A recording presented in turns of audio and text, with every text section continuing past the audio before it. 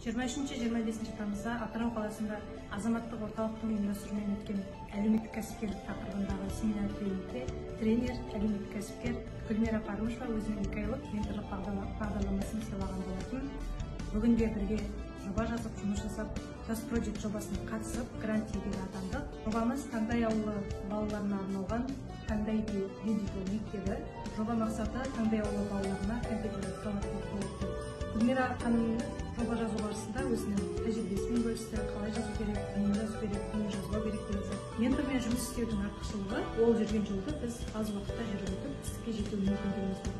Осындай мүмкіндікті сыйлаған азаматтық орталыққа өз ісінің мықты маманымен танысуға, бірге жұмыс істеуге мүмкіндік берген үшін көп рахмет. Гүлмира ханымға сенім білдірген үшін, қолдауы үшін зор алғысымды білдіремін. Бұл тек басы, алдағы уақытта бұдан да пайдалы жобалар жазып, жүзеге асырамыз деген сенімдемін. Менторымнан үйренемін.